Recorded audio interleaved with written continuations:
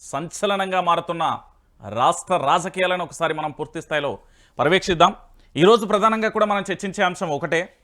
ఈరోజు ప్రతి ఒక్కరూ కూడా ఆలోచిస్తున్న తరుణం, ప్రతి ఒక్కరూ కూడా చర్చిస్తున్న తరుణం, ప్రతి ఒక్కరి ఆలోచనలో మెదిలే అంశం, రాష్ట్ర రాజకీయాలలో పెనుదుమారంగా మారుతున్న అంశం. దాంతోపాటు ఒక్కసారిగా మీడియాను పూర్తి స్థాయిలో ఒకే వైపు వెళ్ళిపోయిన పరిస్థితి. ఒక్కొక్కరికి తోచిన విధంగా ఒక్కొక్కరు రాస్తున్నారు. మొత్తానికి రకరకాల వాదనల మధ్య జరుగుతున్న పరిణామాలేంటి? నిజంగా తెలంగాణ రాష్ట్ర రాజకీయాలలో మరో ప్రాంతీయ పార్టీ అవసరమా? అంటే ముందస్తుగానే ఊహించి ఆ ప్రాంతీయ పార్టీని ఏర్పాటు చేశారా? అంతర్గత కుమ్ములాటలు, జరుగుతున్న లీకులు, రాస్తున్న రాతలు, ఫైనల్గా ఎపిసోడ్ క్లోజ్ అయినట్టేనా? అసలు ఏం జరుగుతుంది? నిజంగా నోటీసులు ఇచ్చే అంశం ఏమైనా ఉంటుందా, లేకపోతే పార్టీ నుంచి ఆదేశాలు ఎలా ఉండబోతున్నాయి? దీనికి సంబంధించి పూర్తి స్థాయిలో మనం చర్చిద్దాం. ఎందుకంటే ఈరోజు పూర్తి స్థాయిలో మీ అందరికీ తెలుసు ఆ చర్చకు సంబంధించిన అంశం ఏంటి, ఏం జరగబోతుంది అనేది. అవునండి, మీరు ఎదురు చూస్తున్న బీఆర్ఎస్ పార్టీకి సంబంధించిన ఎమ్మెల్సీ కల్వకుంట్ల కవిత గురించి ఈరోజు స్పెషల్ ఎపిసోడ్. నిజంగా బీఆర్ఎస్ పార్టీ నుంచి తెలంగాణ జాగృతి వేరా, లేకపోతే బీఆర్ఎస్ తెలంగాణ జాగృతి ఉద్యమ సమయం నుంచి ఉన్నాయి కాబట్టి రెండు ఒకటేనా? ఏ విధంగా భావించవచ్చు? దానికి సంబంధించిన అంశాలేంటి, దానికి సంబంధించిన పరిణామాలేంటి, ఒక్కొక్కటిగా మనం చర్చించే ప్రయత్నం అయితే చేద్దాం. సో దానికి సంబంధించి కూడా పూర్తిగా కూడా ఒక్కొక్కరితో మనం మాట్లాడే ప్రయత్నాలు కూడా చేద్దాం. సో ఒకసారి కవితకు సంబంధించిన ఎపిసోడ్ మాత్రమే చూద్దాం ఈరోజు. పూర్తి స్థాయిలో దానికి సంబంధించిన రాజకీయాలు ఏ విధంగా ఉన్నాయి ఏంటి అనేది ఒకసారి చూద్దాం. నేను చాలా సందర్భాలలో చాలా క్లియర్గా క్లారిటీగా కూడా చెప్పాను. కొన్ని జర్నలిజానికి సంబంధించిన వార్తాపత్రిక కథనాలకు సంబంధించి, ముఖ్యంగా శాటిలైట్కు సంబంధించిన పత్రికలలో శాటిలైట్ ఛానళ్ళకు సంబంధించి కుంపాలుగా ఏ విధంగా వార్తలు ప్రచురితమయ్యాయో మీ అందరికీ తెలిసిన విషయమే. సో అవన్నీ ఫేక్ అంటూ కూడా ఒక ఆర్టికల్కు సంబంధించిన వీడియో కూడా నేను పూర్తి స్థాయిలో కూడా ప్రచురించడం జరిగింది. పేపర్లో కూడా చాలా స్పష్టంగా కూడా రాశాను. సో అదే నిజమైపోయింది. ముందుగా మనం చెప్పినట్టుగానే ఎమ్మెల్సీ కవితకు సంబంధించి పూర్తిగా పార్టీ ఉండబోదు. చాలా స్పష్టంగా కూడా తెలంగాణ జాగృతి అనేది తెలంగాణ ఉద్యమ సమయం నుంచి ఏర్పడింది. తెలంగాణ ఉద్యమంలో పూర్తి స్థాయిలో కూడా ఉద్యమం మొత్తం కూడా తెలంగాణ జాగృతి ఆధ్వర్యంలో బతుకమ్మ పండుగలు, కోలాటాలు జరిగిన సందర్భాలు మనం చూసాం. సో తెలంగాణ జాగృతి ఒక కన్నా, ఏది బీఆర్ఎస్ పార్టీ ఒక కన్నా అయితే తెలంగాణ జాగృతి రెండో కన్నా అంటూ నిన్న ఒక కీలకమైన స్టేట్మెంట్ కూడా వచ్చిన పరిస్థితి అయితే కనబడింది. ఒకసారి ఆ స్టేట్మెంట్ చదువుదాం, ఆ తర్వాత పూర్తి స్థాయిలో కూడా దీన్ని చర్చించే ప్రయత్నం అయితే చేద్దాం. ఈ ఒక్క లైనే ప్రస్తుతం తెలంగాణ రాష్ట్ర రాజకీయాలలో చర్చనీయాంశంగా మారింది ఈ ఎపిసోడ్కు సంబంధించి. సో ఈ ఒక్క ఎపిసోడ్కు సంబంధించి పూర్తి స్థాయిలో కూడా చర్చనీయాంశంగా మారింది. కేసీఆర్కు బీఆర్ఎస్ జాగృతి రెండు కన్నులు అంటూ పూర్తి స్థాయిలో కూడా చర్చించిన అంశం కనబడుతోంది. సో ఈ అంశం తెలంగాణ రాష్ట్ర రాజకీయాలలో ఇప్పటి వరకు జరుగుతున్న ఒక చర్చ. ఇది ఎమ్మెల్సీ కవిత గారు పూర్తి స్థాయిలో తాను మాట్లాడిన అంశం. ఇప్పటి వరకు రాష్ట్ర రాజకీయాలలో అనేక పార్టీలను చూసాం మనం.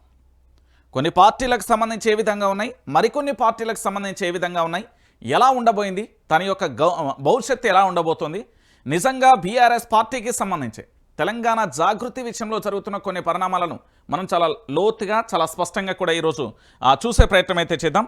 దానికంటే ముందు ఒక్కసారి జాగృతికి సంబంధించిన కొంతమంది నేతలకు సంబంధించి ఒకసారి మనం మాట్లాడే ప్రయత్నం అయితే చేద్దాం. ఎందుకంటే పూర్తిగా కూడా తెలంగాణ రాష్ట్ర రాజకీయాలలో ఇప్పటి వరకు జరుగుతున్న ప్రధానమైన అంశం ఏంది, దాంతోపాటు జరుగుతున్న పరిణామాలు ఏంటి అనేది మనమైతే చూసాం. సో దాంట్లో భాగంగా మొత్తానికి నిన్న కొత్త ఆఫీస్ ఓపెనింగ్ కానీ దానికి సంబంధించిన అంశం కానీ, సో అన్ని అంశాలు కూడా మనం చూసాం. సో దాంతోపాటు నిజానికి జరిగిన పరిణామాలు ఏంటి, ఏం కథ అనేది ఒకసారి మనం చూసే ప్రయత్నం అయితే చేద్దాం. ఏంటి అంటే పూర్తిగా ఒకసారి చర్చించవచ్చు. దీనికి సంబంధించిన అంశానికి సంబంధించి కేసీఆర్కు బీఆర్ఎస్, దాంతోపాటు జాగృతి రెండు కన్నులు అనే ఈ ఎపిసోడ్కి సంబంధించి తెలంగాణ రాష్ట్ర రాజకీయాలలో చర్చనీయాంశంగా మారుతుంది. ఒకసారి మనం జాగృతికి సంబంధించిన శ్రీకాంత్ గౌడ్తో ఒకసారి మనం మాట్లాడే ప్రయత్నం అయితే చేద్దాం, ఏం జరుగుతుంది అని. అన్న గుడ్ మార్నింగ్ అన్న, నేను లైవ్లో నుంచి మాట్లాడుతున్నా. నమస్తే. ఏంటి అసలు ఏం జరుగుతుంది అంటే జాగృతికి సంబంధించి ఏం చెప్తారు? ఇవ్వగానే మొత్తం మీడియా మొత్తం కూడా చూసింది కదా ఈ అంశాన్ని అంతా కూడా. కవిత గారి పైన ఏదైతే కోడిగుడ్డు పైన ఈకలు వీకినట్టుగా అనేక అంశాలు పార్టీ సంబంధించినటువంటి శ్రేణులు కూడా ఇటీవల కాలంలో కొంతమంది ఎవరైతే పేడ్ సంబంధించినటువంటి లీడర్స్ కొంతమంది ఉన్నారు, కొంతమంది భవన్ వేదికగా చేసుకొని పనిచేస్తున్నటువంటి వాళ్ళు కొందరు గుడగాల్చి మీద వేసేటువంటి ప్రయత్నం చేస్తున్నారు. నిన్న జరిగింది ఏంటిది, జాగృతి సంబంధించినటువంటి కేంద్ర కార్యాలయం, రాష్ట్ర కార్యాలయం ఏదైతే ఉందో ఆ కార్యాలయాన్ని ప్రారంభోత్సవం చేసుకోవడం జరిగింది. దాంతో పాటు కవిత గారు తన యొక్క జాగృతిని ఇంకా గ్రాస్ లెవెల్కి ఏ విధంగా తీసుకుపోవాలి, జాగృతి మా అస్తిత్వం, తెలంగాణ బతుకమ్మ అనేటువంటిది మేము విశ్వపీఠ పైన నిలబెట్టినాం. తెలంగాణ బతుకమ్మను ఇలా అధికారిక పండుగగా యావత్ తెలంగాణ ప్రజానీకం చేసుకునే విధంగా చేసినాం. సీమాంధ్ర పాలనలో ధ్వంసమైపోయినటువంటి సంస్కృతిని పునర్జీవనాన్ని ఇచ్చినాం మేము. అదే బీఆర్ఎస్ పార్టీ, అదే టీఆర్ఎస్ పార్టీ తెలంగాణ ఉద్యమం జరుగుతున్నప్పుడు కేసీఆర్ సార్ కు మేము ఒక బలాన్ని ఇచ్చే విధంగా స్త్రీలందరినీ కూడా ఏకపక్షాన ఒకవైపు తీసుకొచ్చేసి బతుకమ్మల ద్వారా ఒక పెట్టను గూడవలే తెలంగాణ జాగృతి ఆ రోజున పనిచేసింది. ఈ రోజు మా పైన ఏదైతే కోర్టులు ఉన్నారు అని చెప్పేసి చెప్తున్నారు. కవిత గారు ఎక్కడ కూడా తప్పు మాట్లాడలే, కవిత గారు ఎక్కడ కూడా పార్టీకి వ్యతిరేకంగా మాట్లాడలే, ఎక్కడ కూడా సార్కి వ్యతిరేకంగా మాట్లాడలే. అంతర్గతంగా ఏదైతే చర్చించాలనుకున్నదో తను అంతర్గతంగా రాసినటువంటి లేఖ ఏ విధంగా బహిర్గతమైంది, ఆ బహిర్గతం చేసినటువంటి కోర్టులు ఎవరు, ఆ కోర్టుల పైన మాట్లాడాల్సింది పోయి ఈ రోజు కవిత గారు ఏదో చేస్తున్నది, ఆయన మానసికంగా ఇబ్బంది పెడుతుంది, మానసికంగా సార్ని ఇబ్బంది పెట్టాల్సినటువంటి అవసరం గానీ ఇంకో పరిస్థితి గానీ కవిత గారికి లేదు. 100% సారికి కవిత గారికి ఎట్లాంటి చిన్న గ్యాప్ కూడా, ఇసుమంత గ్యాప్ అనేటువంటి కూడా ఈ రోజు లేదు. ఏదైతే కొంతమందికి కావాల్సుకొని కవిత గారిని అబాసుపాలు చేసేటువంటి ప్రక్రియలో భాగంగా తన స్థానాన్ని సుస్థిరంగా అయితే ఈమె ఎక్కడ ఇంకో స్ట్రాంగ్ పిల్లర్ గా అయిపోతుంది అనేటువంటి ఆ భద్రతతో ఎవరైతే ఉన్నారో వాళ్ళు కావాల్సుకొని చేస్తా ఉన్నటువంటిది. దాన్ని పార్టీ సంబంధించినటువంటి వాళ్ళు గుర్తించాల్సినటువంటి అవసరం ఉన్నది. గుర్తించి ఆ చీడ పురుగులు ఎవరైతే ఉన్నారో వాళ్ళని వేరేస్తే పార్టీ 10 కాలాల పాటు చల్లగా ఉంటది. కేసీఆర్ గారి నాయకత్వం, నా బాస్ కేసీఆర్, ఆయన నాయకత్వాన్ని ఇంకా 10 కాలాల పాటు పార్టీని ముందుకు తీసుకుపోతామనే పద్ధతిలో మా కవిత గారు చెప్తున్నారు. రైట్ అన్న, ఇక్కడ ఒక కీలకమైన అంశం ఉంది. దీనికి మీరు చాలా స్పష్టంగా కూడా తెలంగాణ ప్రాంత ప్రజలకు చెప్పాలి. ఎందుకంటే ఉద్యమ సమయంలో బతుకమ్మ విషయంలో పూర్తిగా పోరాటం చేసి, ఉద్యమ సమయంలో జాగృతి ఉంది, దాంట్లో విషయంలో ఎవరు తప్పుపట్టట్లేదు. 10 సంవత్సరాల పాటు జాగృతి కార్యక్రమాలు కానీ జాగృతిని కాస్త నిర్విరామం చేసే ప్రయత్నం చేశారు. ఇప్పుడు విపక్షంలోకి వచ్చిన తర్వాత ఎందుకు కార్యాలయాన్ని ఇప్పుడు ఏర్పాటు చేశారు అంటే, ఈ రోజు ప్రజా సమస్యలు అనేటువంటిది ఎప్పుడైతే ప్రజలకు ఇబ్బందులు వస్తున్నాయో, ఇబ్బందులు వచ్చినప్పుడు మాత్రమే ప్రతిపక్షంగా మన గొంతులు అనేటువంటివి ఇస్తాయి. ఇలా అధికార పక్షంలో ఉన్నప్పుడు మనం ఎంతసేపు ప్రజలకు ఏం చేసుకుంటూ పోవాలి, ఏ విధంగా చేసుకుంటూ పోవాలనుకున్నాం. మీకు ఒక చిన్న ఉదాహరణ కూడా నేను ఈ సందర్భంగా చెప్పదలుచుకున్నారు రంజిత్ అన్న. ఏం జరిగింది అంటే, ప్రభుత్వం అధికారంలో ఉన్నప్పటికీ, కేసీఆర్ గారు అధికారంలో ఉన్నప్పటికీ కూడా మన తెలంగాణ జాగృతి ఏం చేసిందంటే దాదాపుగా 389 మంది రైతులకు ఒకవైపు రైతు బంధు, ఒకవైపు సంబంధించినటువంటి రైతు బీమాలు వస్తున్నప్పటికీ కూడా మేము మా తెలంగాణ జాగృతి పక్షాన కూడా ఆ రైతు కుటుంబాలు ఎవరైతే ఉన్నారో ఆ చనిపోయిన కుటుంబాల దగ్గరికి మేము పోయి వాళ్ళకు నెలకు ఒక 2500 రూపాయల పెన్షన్ లాగా మేము ఆ కుటుంబాలకు అందించినాం. సరే, ఏదో ఒకటి అంటే ఒక రోజు పార్టీ చేస్తున్నప్పటికీ కూడా మా ఉడతా భక్తిగా మేము చేసుకుంటూ పోయినాం. ఇదే 17 పార్లమెంట్ సెగ్మెంట్లలో నేషనల్ స్కిల్ డెవలప్మెంట్ సెంటర్లను తీసుకొచ్చేసి కుటుంబిషన్ల పంపిణీ సంబంధించినటువంటి చేస్తూ ఒకరొక బ్యూటిషియన్ రంగంలో మహిళలకు మహిళా సాధికారత కోసం పనిచేసే విధంగా చేసినాం. అనేక కార్యక్రమాలు ఈ విధంగా రాజు ప్రతాప్ రెడ్డి గారిని తీసుకొచ్చేసి స్కిల్ డెవలప్మెంట్ సంబంధించిన ప్రోగ్రామ్ ఇక్కడ హైదరాబాద్ కేంద్రంగా ఏర్పాటు చేసినాం. అట్లా 17 పార్లమెంట్ సెగ్మెంట్ లో ఎన్ఎస్డిసి సెంటర్ తీసుకొచ్చి వేల మంది యువకులకు ఇలా ఏదైతే వాళ్ళకు మనము శిక్షణ ఇచ్చేసి కొన్ని వందల కంపెనీస్ తోని ఎంఎన్సీ కంపెనీస్ తీసుకొచ్చేసి వాళ్ళకు ఉద్యోగ అవకాశాలు ఇప్పించడం. జాగృతి ఏ రోజున స్లీప్ మోడ్ లో లేదన్నా, నా కార్యాచరణ తాను పనిచేసుకుంటూ ఉన్నది. అంతకాకుండా అధికారంలో ఉన్న సందర్భంలో కవిత గారు కేసీఆర్ గారికి సంబంధించినటువంటి కూతురు కాబట్టి పార్టీ వేరు జాగృతి వేరా, కవిత గారు అయితే మా ఎంపీ కాదా, కవిత గారు అయితే మా ఎమ్మెల్సీ కాదా, ఈ అనేక అంశాలు ఇవన్నీ కూడా కొన్ని చుట్టూ వస్తున్నాయి. కొంత పార్టీ సంబంధించిన ఎమ్మెల్యేలను టాలరేట్ చేయాల్సి వచ్చింది, పార్టీని టాలరేట్ చేయాల్సి వచ్చింది. ఇవన్నీ జరిగినాయి కాబట్టి కొంత స్పీడ్ అనేటువంటి తగ్గింది. ఇప్పుడు ప్రతిపక్షంలో ఉన్నాం కాబట్టి ప్రజా సమస్యలను ఎగరవ పెట్టడానికి తెలంగాణ జాగృతి ఒక వేదిక. ఆ రోజున రైతుల కోసం పనిచేసినాం, వికలాంగుల కోసం పనిచేసినాం, అదే విధంగా ఏదైతే మహిళా సాధికారత కోసం పనిచేసినాం, విద్యార్థికి సంబంధించిన దానికోసం పనిచేసినాం, యువకుల కోసం పనిచేసినాం. ఈ రోజు కూడా ఈ రోజు మైనార్టీ విభాగాలు నేర్చుకున్నాం. ఏదైతే మైనార్టీ వర్గాలు ఉన్నారో ఆ మైనార్టీ వర్గాలు ఎక్కడైతే అన్యాయానికి గురవుతున్నారో, మొన్న ఒక చర్చ సంబంధించినటువంటి ఫాదర్ జరిగిపోతే ఈ రోజు ఎవరు కూడా ప్రశ్నించేటువంటి పరిస్థితి లేదు, ఎట్లా జరిగింది అనేటువంటి చెప్పే పరిస్థితి లేదు. ఉన్నటువంటి సెంటర్ లో ఉన్నటువంటి బీజేపీకి కొమ్ము కాసేటువంటి పరిస్థితుల్లో ఈ రోజు వాళ్ళు ఉన్నారు. ఈ కొమ్ము కాసేటువంటి పరిస్థితులలో మనం ఏం చేయాలి మన కర్తవ్యంగా అని చెప్పేసి ఈ రోజు మైనార్టీ సిక్కు విభాగాన్ని, మైనార్టీ సంబంధించినటువంటి క్రిస్టియన్ విభాగాన్ని, మైనార్టీ సంబంధించిన ముస్లిం విభాగాలను కూడా తెలంగాణ జాగృతి ఈ రోజు స్థాపించుకొని ఇవాళ ఒక పార్టీకి ఎట్లాంటి అయితే అస్త్రాలు ఉంటాయో అట్లాంటి అస్త్రాలను సిద్ధం చేసుకొని కేసీఆర్ గారి నాయకత్వాన్ని, కేసీఆర్ గారి బాస్ గానే ఈ రోజు కవిత గారు జయశంకర్ సార్ యొక్క ఆశయాల ముందు తీసుకుపోయే విధంగా అన్న కేసీఆర్ ఒక గారి చిన్న యొక్క ఇంటరాప్ట్ అవగాహన ఇక్కడ ఒక చిన్న విషయం ఏంటంటే ప్రస్తుతం సామాజిక మాధ్యమాలని కాదు ప్రజలు కూడా చర్చించుకుంటున్న పరిస్థితి. ఉద్యమ సమయంలో జాగృతి ఉంది, అధికారంలోకి వచ్చినాక కాస్త దాన్ని నిర్విరామం చేసే పరిస్థితులు జరిగినాయి. కానీ ఎమ్మెల్సీ కవితకు పూర్తి స్థాయిలో జాగృతి పేరు మీద ఎంపీ కానీ లేకపోతే ఎమ్మెల్సీ కానీ రాలేదు. అది బీఆర్ఎస్ పార్టీ పేరు మీద మాత్రమే వచ్చింది. మరి అలాంటప్పుడు ఈరోజు కేవలం జాగృతి కండువతో పోరాటం చేయాల్సిన అవసరం ఏంది? బీఆర్ఎస్ పార్టీ కండువతోనే ప్రజల్లోకి వెళ్ళొచ్చు కదా. అంటే ఇక్కడ విభేదాలు ఏమైనా ఉన్నాయా లేకపోతే వ్యూహాత్మకంగా ముందుకెళ్తుంది అనుకోవచ్చా? ఇక్కడ మీకు ఒక స్పష్టత ఇవ్వదలుచుకున్నారు రంజిత్ అన్న. ఏమంటే కవిత గారు బీఆర్ఎస్ తరపున అంటే కవిత గారి యొక్క అస్తిత్వం అనేటువంటిది మొదటగా జరిగింది కేవలం కేసీఆర్ వారసురాలుగా వచ్చేసి నేను రాజకీయాల్లోకి వస్తా డాడీ అనగానే ఇమీడియట్లీ స్పేస్ ఇచ్చేసి సార్ ఎంపీ టికెట్ చేతిలో పెట్టి ప్రధానం చేసి పంపలే కవిత గారిని.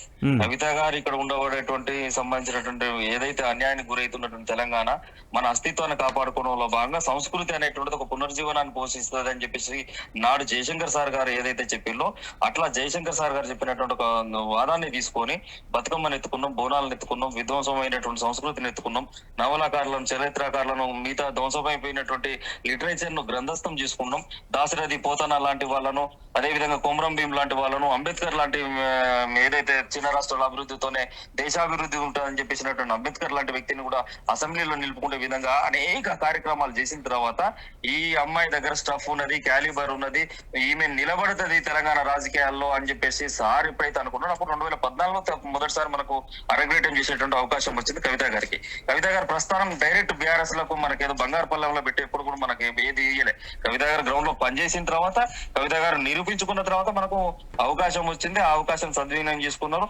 ఈ రోజు బెస్ట్ పార్లమెంటరీ లాంటి అవార్డు కూడా ఈ రోజు తీసుకున్నటువంటి పరిస్థితి కవిత గారికి ఉన్నది. ఇంకొక అంశం చెప్తా, ఈ రోజు సత్యవతి రాథోడ్ గారు ఉన్నారు, ఏది డోర్నకల్ కాన్స్టిట్యున్సీ, ఏ పార్టీ నుంచో ఉద్యమం నుంచో ఉన్నటువంటి వాళ్ళు కాదే. ఈ రోజు సవితా ఇంద్రారెడ్డి గారు ఉన్నారు, పార్టీ నుంచో ఉద్యమం నుంచో మొదటి నుంచి డే 1 నుంచి ఉన్నటువంటి వాళ్ళు కాదే.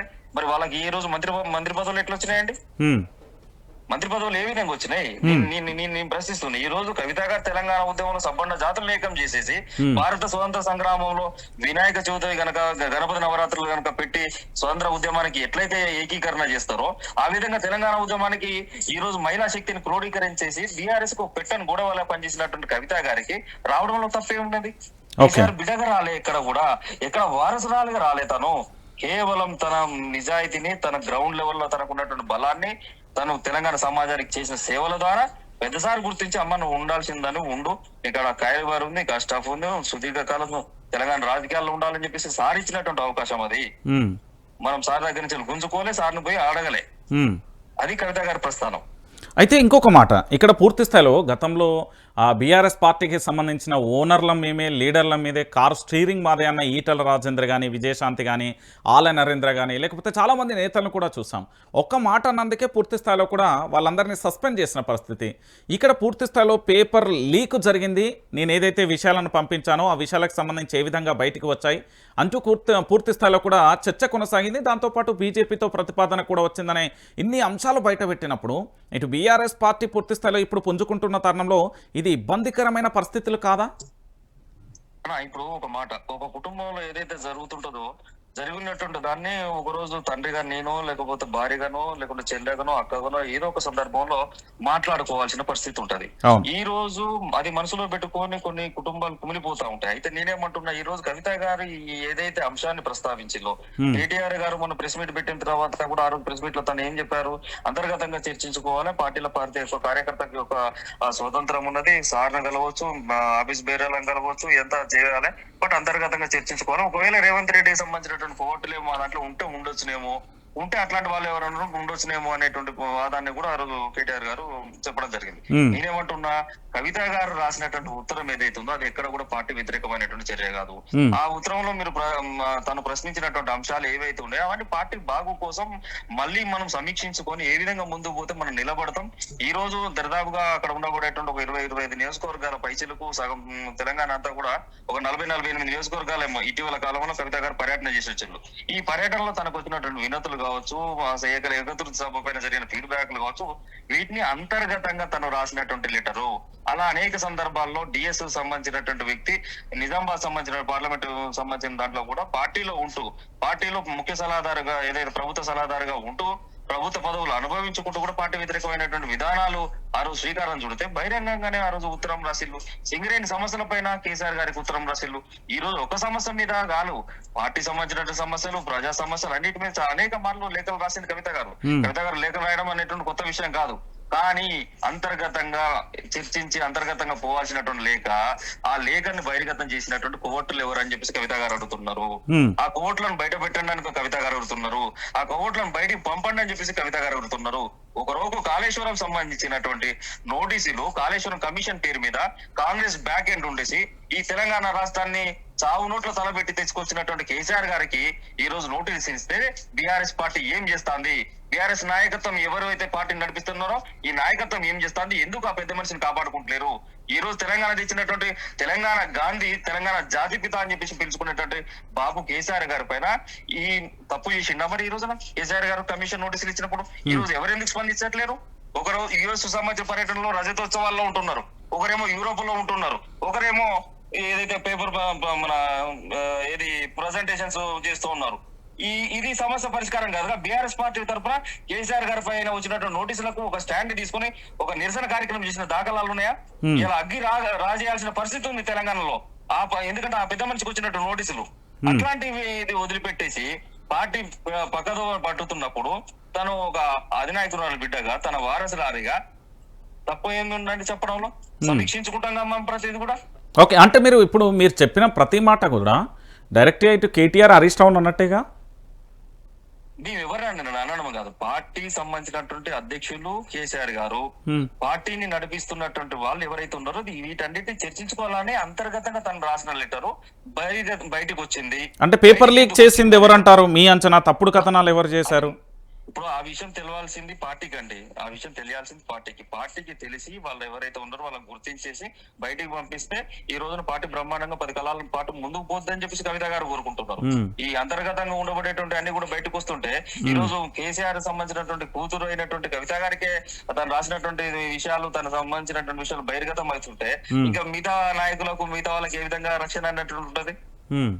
అందుకోసం ఈ 4వ తారీఖున కేసీఆర్ గారు సంబంధించినటువంటి కాళేశ్వరం నోటీసుల పైన మేము భారీ ఎత్తున నిరసన కార్యక్రమం తెలంగాణ జాగృతి ఆధ్వర్యంలో మేము తీసుకున్నాము. ఓకే, అంటే బీఆర్ఎస్ పార్టీకి సంబంధించిన కండువాలు కానీ బీఆర్ఎస్ జెండాలు కూడా ఉంటాయా? కేవలం జాగృతి సంబంధించినటువంటి జెండాలతోని జాగృతి సంబంధించినటువంటి కార్యక్రమంగా మేము తీసుకున్నాం. బీఆర్ఎస్ పార్టీ చేయలేనటువంటి కార్యక్రమాలు కూడా జాగృతి చేసింది గతంలో, ఇక ముందు కూడా చేస్తుంది. సార్కు 2 కళ్ళు అనేటువంటి విధానాన్ని ఏదైతే కవిత గారు చెప్పిందో ఆ పద్ధతిలోనే మేము సార్ యొక్క ఆశలను, ఆకాంక్షలను ముందుకు తీసుకుపోయే విధంగా, సార్ను కూడా కాపాడుకునే విధంగా ఒక రక్షణ కవచం లాగా మేమంతా కూడా పనిచేస్తాం. పెద్ద మనిషి ఆశీస్సులతో ముందుకు పోతాం. రైట్, థ్యాంక్ యూ అండి, thank you very much. Thank you అండి. రైట్, చూసారు కదా, ఇది జాగృతికి సంబంధించిన వాదన. దాంతోపాటు అదొకటి పాంప్లెంట్ నేను ఇచ్చింది. సో జరిగిన పరిణామం ఏంటి అంటే పూర్తి స్థాయిలో ఒకసారి మీరు అందరూ కూడా ఆలోచించాల్సిన విషయం ఏంటంటే తెలంగాణ రాష్ట్ర వ్యాప్తంగా పూర్తిగా కూడా నిన్న ఈ అంటే ఎమ్మెల్సీ కవితకు సంబంధించి పూర్తి స్థాయిలో కార్యాలయానికి సంబంధించిన ఏర్పాట్లు కానీ లేకపోతే ఇతరత్ర కానీ ఇవన్నీ కూడా జరిగిన పరిణామం మనం చూసాం. సో మొత్తానికి ఏం జరిగింది అనేది కంటే ఏం జరుగుతున్నది అనేది కూడా మనం చూస్తే బాగుంటుంది అనేది చాలా వరకు చర్చించుకున్నారు. సో ఇప్పుడు అసలు కథనానికి సంబంధించి ఏం జరిగింది, కథనానికి సంబంధించి ఏం జరగబోతుంది అనేది ఒకసారి మనం చూసే ప్రయత్నం అయితే చేద్దాం.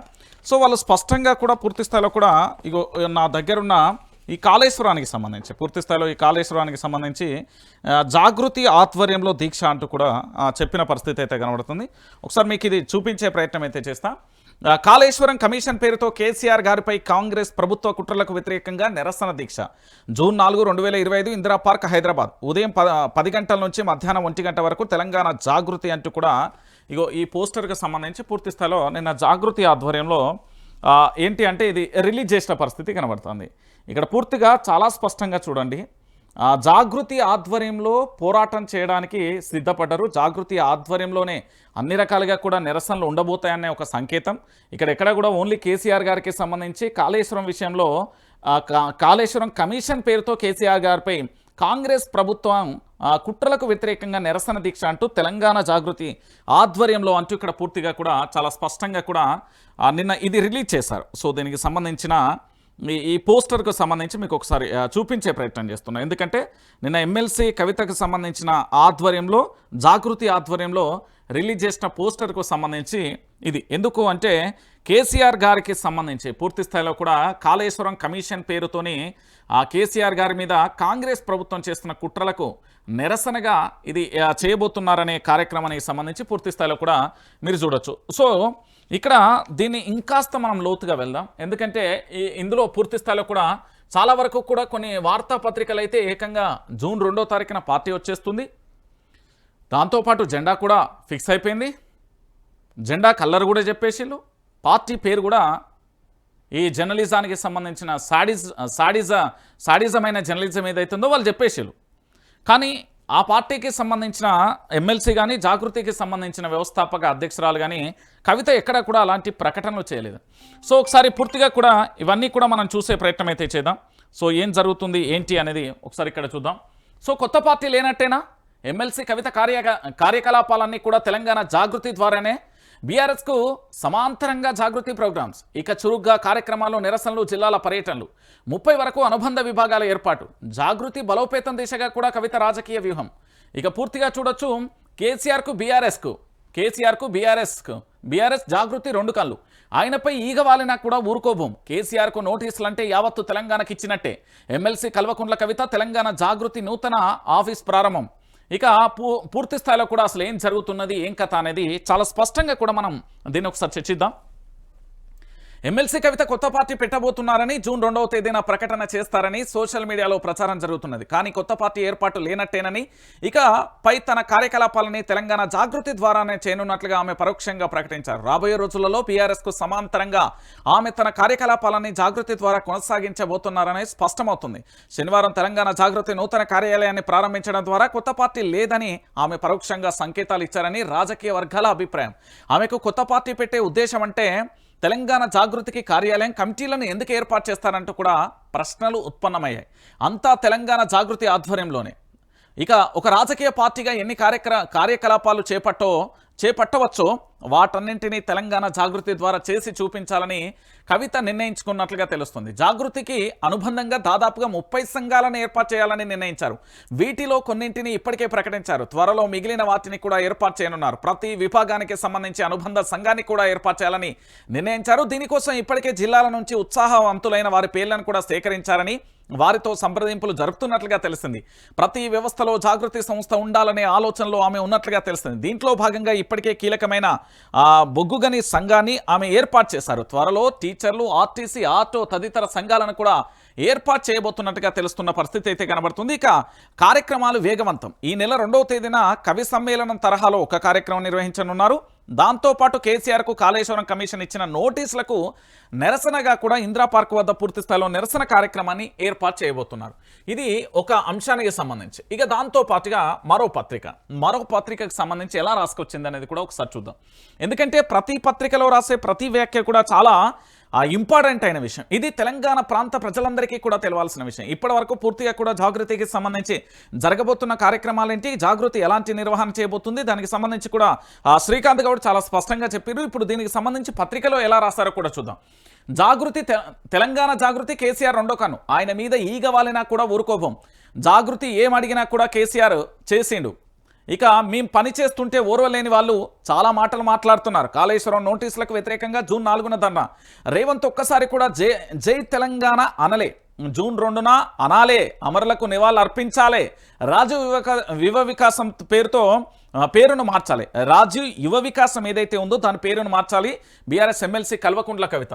ఇక బీఆర్ఎస్ ఎమ్మెల్సీ కవిత కన్ఫ్యూజ్ అవుతున్నారట. పొలిటికల్ గ్రౌండ్లో ఎప్పుడు ఏం మాట్లాడాలో, ఎలా మాట్లాడాలో తెలియక తిక్కమక్క అవుతున్నారట. ఇటీవల ఆమె వరుసగా చేసిన వ్యాఖ్యలే ఎగ్జాంపుల్ అన్న రాజకీయ వర్గాలలో జోరుగా చర్చ నడుస్తుంది. ఇక్కడ పూర్తి స్థాయిలో ఏంది అంటే పాజిటివ్ వే, ఇక్కడ నెగిటివ్ వేసిన పరిస్థితి కనబడుతుంది. ఒక్కోసారి ఒక్కొక్క మాట. బీఆర్ఎస్లో కోవట్లున్నారని ఒకసారి, కేసీఆర్ చుట్టూ దయ్యాలున్నాయని ఇంకోసారి, మీడియా ఫేక్ వార్తలను రాస్తుందని మరోసారి, అదే మీడియా చిట్చాట్లో మరో భాము. పార్టీకి డ్యామేజ్ అయ్యేలా వ్యాఖ్యలు, బీజేపీలో విలీనమంటూ స్టేట్మెంట్లు, ముఖ్య నాయకులను టార్గెట్ చేస్తూ మాటలు. ఇప్పుడు కేసీఆర్కు ఒక కన్ను బీఆర్ఎస్, మరో కన్ను జాగృతి అంటూ కూడా పూర్తి స్థాయిలో జరుగుతున్న పంచాయతీ. సో దీనికి సంబంధించి ఒకసారి మనం లోతుగా కూడా చర్చించాల్సిన ఆవశ్యకత ఉంటుంది. సో ఎమ్మెల్సీ కవితకు సంబంధించి ఇక్కడ 3 పరిణామాలను మనం చర్చించాలి. మొట్టమొదటిది తెలంగాణ ఉద్యమం నుంచి, అంటే 2006, 2009, 2014 కీలకమైన ఘట్టాల నుంచి కూడా తెలంగాణ జాగృతి ఆధ్వర్యంలో అప్పుడు బతుకమ్మ కార్యక్రమాలు నిర్వహించారనేది వాస్తవమైన విషయం. 2014 అధికారంలోకి వచ్చిన తర్వాత జాగృతి కార్యక్రమాలకు సంబంధించి కాస్త ఏంది అంటే యాక్టివ్గా లేకుండా దాన్ని కాస్త మరి ఏం జరిగింది అనేది మనకు కూడా తెలియదు. 10 సంవత్సరాల పాటు కాస్త స్తబ్దంగా నిశ్శబ్దంగా ఉన్న పరిస్థితి కనబడింది. మళ్ళీ ఒక్కసారిగా జాగృతి తెర మీదకి ఏ విధంగా వచ్చింది, జాగృతి తెర మీదకి రావడానికి కారణాలేంటి, అసలు ఇప్పుడున్న పరిస్థితులలో జాగృతి తెలంగాణ ప్రాంత ప్రజలకు ఎలా అవసరం, దీని గురించి మనం చర్చిద్దాం. సో మొట్టమొదటిసారిగా ఎమ్మెల్సీ కవితకు సంబంధించి పూర్తి స్థాయిలో మొదటి పాయింట్ ఏంటంటే లిక్కర్ స్కామ్ అనే ఒక ఆరోపణతోనే, అసలు లిక్కర్ స్కామ్కు ఎమ్మెల్సీ కవితకు పూర్తి స్థాయిలో కూడా సంబంధం లేదు అనేది ఒక క్లియర్ కట్. దాన్ని ఎట్లా మనం బేరుజు వేయొచ్చు అంటే దానికి సంబంధించిన కొన్ని ఎగ్జాంపుల్స్తో పాటు నా దగ్గర కొన్ని సాక్ష్యాలు కూడా ఉన్నాయి. ఒకసారి దాన్ని చూసే ప్రయత్నం చేద్దాం. ఒకవేళ ఎవరి మీదైనా, అది ఏ అనే పర్సన్ కావచ్చు, బి అనే పర్సన్ కావచ్చు, ఎవరి మీదనైనా ఈడీ ఒక ఆరోపణకు సంబంధించి ఏదైనా ఒక ఎఫ్ఐఆర్ అయిందనుకో, దానికి సంబంధించి ఎఫ్ఐఆర్ అయిన తర్వాత ఆరోపణలు నిజానిజాలు అనేది కేవలం ఏంది అంటే అక్కడ ఎవరైతే బాధితులు ఉంటారో వాళ్ళే తేల్చుకోవాల్సిన అవసరం ఉంటుంది. సో ఈడీ ఒక కేసు నమోదైతే ఒకసారి కనుక అరెస్టు చేస్తే అవి నిజమైన అబద్ధమైన పూర్తి స్థాయిలో వాళ్ళ పరిగణలో ఉంటారు, వాళ్ళకి అరెస్టు చేసే ఆ ఛాన్స్ ఉంటుంది. ఇది చట్టం ప్రకారం. సో లిక్కర్ స్కామ్కు పూర్తి స్థాయిలో కూడా ఎమ్మెల్సీ కవితకు సంబంధించి ఇక్కడ పూర్తిగా కూడా ఆరోపణలు మాత్రమే పరిమితం అయిపోయిన పరిస్థితి కనది. ఈ ఆరోపణలు ఏవైతే ఉన్నాయో ఈ ఆరోపణల వరకే పులి స్టాప్ పడ్డ పరిస్థితి కనబడింది. దాంట్లో సాక్ష్యాలు కానీ ఇతరత్ర కానీ ఏవీ లేని పరిస్థితి కనబడింది. చాలామంది పేర్లు వచ్చాయి, కానీ ఈడీ ఏదైతే షార్ట్షీట్ పేర్కొన్నదో దాంట్లో కేవలం ఆరోపణకు మాత్రమే పరిమితం అయిపోయింది. సో ఇది ఒకటే అంశం. ఇక రెండో అంశం, 6 నెలల పాటు సుదీర్ఘంగా కూడా జైల్లో ఉన్న పరిస్థితి కనబడుతుంది. ఏ విధంగా ఒక రాష్ట్ర ముఖ్యమంత్రి గారి కుమార్తె ఏకంగా కూడా జైల్లో ఉన్నప్పుడు పూర్తి స్థాయిలో కూడా ఆ కేసుకు సంబంధించి ఫేక్ అని తెలిసినా కూడా ఎక్కడ ఎవరు కూడా ముందడుగు వేయలేకపోయారు. ఇది రెండో అంశం. ఇక మూడో అంశం, కవిత పూర్తి స్థాయిలో బయటికి వచ్చిన తర్వాత కొన్ని రోజుల పాటు అంటే అనారోగ్య రీత్యా కావచ్చు లేదా ఇతరత్ర కారణాల రీత్యా సైలెంట్ అయిపోయిన పరిస్థితి కనబడింది. దాంట్లో భాగంగా ఎక్కువ సమయం కూడా తన తండ్రి కేసీఆర్తో గడిపింది. ఫామ్ హౌస్లో పూర్తి స్థాయిలో కూడా కొన్ని నెలల పాటు ఉన్న పరిస్థితి కనబడింది. సో పూర్తిగా కూడా తన కుటుంబానికి సమయం కేటాయించిన పరిస్థితి కనబడింది. దాని తర్వాత మళ్ళీ అంటే పొలిటికల్ గ్రౌండ్లో ఏం జరిగిందో ఆఫ్ ది రికార్డ్ ఎవరికీ తెలియదు, కానీ ఒక్కసారిగా కూడా పూర్తి స్థాయిలో రాజకీయాలలో మళ్ళీ కూడా యాక్టివ్ అయిపోయిన పరిస్థితి కనబడింది. ఏ విధంగా అంటే ఇక్కడ మీరు ఒక్కసారి చూడండి, తెలంగాణ ప్రాంత ప్రజలందరూ కూడా ఆలోచించాల్సిన విషయం ఏంటంటే అది కేవలం ఆరోపణ మాత్రమే, నిజానిజాలు ఎవరు కూడా తేల్చలేదు. దానికి సంబంధించిన దర్యాప్తు పూర్తయింది. దాంట్లో కేవలం ఆరోపణ మాత్రమే, ఈ స్కామ్కు లిక్కర్ అనే ఒక ఆరోపణ మాత్రమే ఉంది. దీంట్లో వాస్తవాలు ఏంది అనేది ఎపిసోడ్ క్లోజ్ అయితే కానీ మనకు కూడా తెలియదు. దీనికి సంబంధించి 6 నెలల పాటు కూడా ఒక ఆడబిడ్డ ఇబ్బంది పడ్డ పరిస్థితి, దాంతోపాటు కొన్ని నెలల పాటు తన తండ్రితో కూడా పూర్తి స్థాయిలో కూడా ఉన్నది. దాని తర్వాత పూర్తిగా మళ్ళొకసారి పాలిటిక్స్లో యాక్టివ్ అయి దాంట్లో భాగంగా పూర్తి స్థాయిలో అప్పుడు గురుకులాలకు సంబంధించిన ఫుడ్ పాయిజన్ జరుగుతున్న తరుణంలో ఆ కుటుంబాలను పరామర్శించడమే కాకుండా వాళ్ళకు మనోధైర్యాన్ని ఇచ్చిన పరిస్థితి కనబడింది. ఆ తర్వాత కార్యకర్తలను కలవడం కానీ ఉత్సాహంగా కూడా గతానికి పోలిస్తే అంటే తెలంగాణ ఉద్యమానికి దాంతోపాటు 10 సంవత్సరాల అధికారం ఈ రెండింటికి కలిపితే మరింత ఉత్సాహంగా కూడా ప్రజల్లోకి వెళ్ళే ప్రయత్నం చేశారు ఎమ్మెల్సీ కవిత. సో దీంతో భాగంగా ఇక్కడ విషయం ఏంది అంటే తన కార్యక్రమాలు జాగృతి ఆధ్వర్యంలో చేస్తున్నారు, వ్యక్తిగతంగా వెళ్తున్నారు, తనకు నమ్ముకున్న వారిని ఇతరత్ర వాళ్ళందరికీ కార్యక్రమాలు చేస్తూ ముందడుగు వెళ్తున్న తరుణం కనబడింది. సో ఇది ఇక్కడికి అయిపోయింది. ఇక్కడికి అయిపోయిన తర్వాత ఎపిసోడ్ ఏమైపోయింది అంటే ఇక్కడ బీఆర్ఎస్కు సంబంధించి ప్రధానంగా కూడా మీరు బీఆర్ఎస్ పార్టీలో నలుగురిని చాలా క్లారిటీగా చూడొచ్చు. ఒకటి కేసీఆర్ ఉద్యమ నాయకుడు, అందరికీ కూడా నాయకుడు, ఆ పార్టీకి సంబంధించి ఏంటి అంటే బీఆర్ఎస్ పార్టీకి సంబంధించి. ఆ తర్వాత పూర్తి స్థాయిలో ఇక్కడ కేటీఆర్ కానీ లేదా హరీష్ రావు కానీ,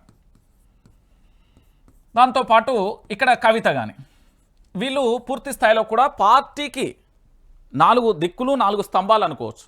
ఎందుకంటే కేసీఆర్ ఆదేశాలను తూచా తప్పకుండా పాటించే వ్యక్తులు. సో బీఆర్ఎస్ పార్టీతో కొన్ని కార్యక్రమాలు చేస్తూనే జాగృతిని బలోపేతం చేయాల్సిన అవసరం వచ్చింది. ఎందుకు అంటే ఈ తెలంగాణలో పూర్తి స్థాయిలో కూడా ఇప్పుడున్న పరిస్థితులలో కూడా ఒకటి ప్రాంతీయ పార్టీ అవసరం అనేది చాలామంది కూడా గొప్ప గొప్ప మేధావులతో పాటు చాలామంది కూడా వాదిస్తున్న పరిస్థితి కనబడుతుంది. ఆ ప్రాంతీయ పార్టీ ఎవరి ఆధ్వర్యంలో ఏ విధంగా పురుడు పోసుకుంటుంది అనేది $1 మిలియన్ ప్రశ్న. అది ఎలాగైనా కావచ్చు. ఎందుకంటే ఇప్పుడు తెలంగాణ ప్రాంత ప్రజలకు ప్రాంతీయ పార్టీ అనేది అవసరం. ఏ విధంగా అంటే ఇప్పుడు ఇక్కడ పూర్తి స్థాయిలో బీఆర్ఎస్ పార్టీ 14 సంవత్సరాలు పోరాటం, 10 సంవత్సరాలు అధికారం, ఇప్పుడు మళ్ళీ అధికారం వచ్చే ఛాన్స్ ఇక్కడ మెండుగా కనబడుతున్నాయి, 100% కనబడుతున్నాయి. ఏ విధంగా కనబడుతున్నాయి అనేది కూడా నేను చెప్తా. ఇక్కడ ఒకసారి చూడొచ్చు మీరు, కాంగ్రెస్ పార్టీ పూర్తి స్థాయిలో కూడా తన యొక్క గ్రాఫ్ ఇది 2022-23 బిఫోర్ అండి. బిఫోర్ తన గ్రాఫ్ పెరుగుతూ వచ్చింది, ఒక్కసారిగా కూడా కుప్పగూలిపోయింది 2023 నుంచి. పూర్తిగా కూడా మీరు అందరూ కూడా చూడొచ్చు 23, 24, 25 అంటే అధికారంలోకి రాగానే తన గ్రాఫు ఎంత అధ్వానంగా అంటే ఒక రాజకీయ పార్టీ తన యొక్క పూర్తి స్థాయిలో కూడా ఇక మళ్ళీ భవిష్యత్తులో అధికారంలోకి రాదు అన్న స్థాయిలో ఇక్కడ గ్రాఫ్ పడిపోయిన పరిస్థితి కనబడింది. సో ఇప్పుడు కాంగ్రెస్ పార్టీని ఎవరన్నా నమ్మే పరిస్థితి ఉంది అంటే 0%. ఆ పార్టీకి సంబంధించి వాళ్ళకు ప్రేమ ఉంటుంది, ఆ పార్టీ అధికారంలో ఉండాలని కోరుకునేది కేవలం కాంగ్రెస్ పార్టీ కార్యకర్తలు మాత్రమే. ప్రజలు ఎక్కడా కూడా యాక్సెప్ట్ చేయరండి, అది వాస్తవమైన విషయం. ఇక బీజేపీ, భారతీయ జనతా పార్టీ సెంట్రల్లో కేంద్రంలో అధికారంలో ఉంది. సెంట్రల్లో అధికారంలో ఉండి తెలంగాణ రాష్ట్రానికి గుండు సున్నా ఇచ్చింది. ఇక్కడికి సంబంధించిన 8 మంది ఎంపీలు, 8 మంది ఎమ్మెల్యేలు పూర్తి స్థాయిలో కూడా భారతీయ జనతా పార్టీకి తెలంగాణ ప్రాంత ప్రజలు పట్టం కట్టారు. అయినప్పటికీ కూడా ఈ భారతీయ జనతా పార్టీకి సంబంధించి మొన్న పార్లమెంట్ బడ్జెట్ సమావేశం జరిగితే దాంట్లో తెలంగాణ ధలం వినబల్లే తెలంగాణ బలం కనిపించలేదు. అంటే ఈ రాష్ట్రానికి రావాల్సిన అనేక అంశాలకు సంబంధించి అంటే పెట్టుబడులకు సంబంధించో అనుకోవచ్చు, లేకపోతే ఇక్కడ ఏంది అంటే ఈ రాష్ట్రాన్ని డెవలప్మెంట్ చేసే విధంగా ఎక్కడ కూడా నిధులు కేటాయించిన దాఖలాలు లేదు. అది మొత్తం ఎపిసోడ్ మీద కావాలంటే మళ్ళీ వినండి. ఎక్కడ కూడా కనీసం తెలంగాణ అనే పదం ఆ పార్లమెంట్ సాక్షిగా వినబడలే. ఇంకొక విషయం ఏంటంటే బీజేపీ పార్టీకి బలమైన కార్యకర్తలు ఉన్నారు. వాళ్ళు ఏదైనా ధర్నా చేసినా, రాస్తారోకో చేసినా, మీటింగులు పెట్టినా, సభలు పెట్టినా, సమావేశాలు పెట్టినా వాళ్ళ సర్ది వాళ్ళే తెచ్చుకుంటారు, వాళ్ళ పైసలు పెట్టుకుని వస్తారు. వాళ్ళు బిర్యానీ పొట్లాలో, బీరు పొట్లాలో లేకపోతే ఇతరత్ర ఆశపడే కార్యకర్తలు అయితే కాదు, ఇది వాస్తవమైన విషయం. కానీ దీని నాయకత్వం ఏమితో కొట్టుకుంటుంది. ఒకరు నాయకత్వాన్ని పూర్తి స్థాయిలో ఎవరికైనా అప్పచెప్తే ఆయన హిందూ ముస్లిం మధ్య గొడవలు పెట్టేటట్టు ఉంటాడు. ఇంకొక ఆయన నాయకత్వాన్ని పెడితే ముఖ్యమంత్రితో టైఅప్ అయ్యే విధంగా ఉంటుంది. ఇంకొక ఆయన నాయకత్వం పెడితే కేవలం అధికారమే పరమావధిగా వర్గాలు సృష్టించే అవకాశం ఉంటుంది. కాబట్టి ఇప్పుడు దీన్ని నమ్మే పరిస్థితిలో లేదు. మన భారత్ పాక్ యుద్ధానికి సంబంధించి దీని గ్రాఫ్ కూడా భారీ స్థాయిలో కూడా పడిపోయిన పరిస్థితి కనబడింది. ఇప్పుడు మిగిలింది ఏంది? తెలంగాణ ప్రాంత ప్రజలకు ఆల్టర్నేట్గా, తెలంగాణ ప్రాంత ప్రజలకు దిక్కుగా, తెలంగాణ ప్రాంత ప్రజలకు మళ్ళొక్కసారి ఎవరు ఎటువైపు చూసినా కూడా అల్టిమేట్గా కేసీఆర్ వైపే అందరి చూపు పడిపోయిన పరిస్థితి కనబడుతుంది. సరే, ఇక్కడ కాంగ్రెస్ పార్టీని పూర్తి స్థాయిలో కూడా పక్కన పెట్టుదాం. దాంతోపాటు బీజేపీ పని అయిపోయింది. ఆల్టర్నేట్గా ఇక్కడ ఉండేది ఓన్లీ బీఆర్ఎస్ పార్టీ. మరి బీఆర్ఎస్ పార్టీతో పాటుగా మరి ఇవే ఉన్నాయా తెలంగాణలో అంటే ఇక చాలా పార్టీలు ఉన్నాయి. ఇక్కడ ఒకటి అదేది డిఎస్పి విశారదన్ పార్టీకి సంబంధించి, డిఎస్పి పార్టీకి సంబంధించి పాపం విశారదన్ ఏంది అంటే ప్రజలలో, గ్రామీణ ప్రాంతాలలో పేద మధ్యతరగతికి సంబంధించి, బహుపేద సంబంధించి గిరిజన ఆదివాసీ గూడాలలో తన ప్రయత్నం తాను చేస్తున్నాడు. ఎక్కడ కూడా ఆయన ప్రశ్నించే ప్రయత్నం చేస్తున్నాడు. ఇది ఓకే. దాంతోపాటు తెలంగాణ టీజేఎస్ అని ఉంది, కోదండరాంకు సంబంధించిన పార్టీ. ఇది మచ్చుకైనా కానవస్తుందా అంటే ప్రజా సమస్యలు ఇన్ని కనబడుతున్నా కూడా కనబడతలేదు. సో దీని పని కూడా అయిపోయింది. ఇంకా మిగిలింది ఏది?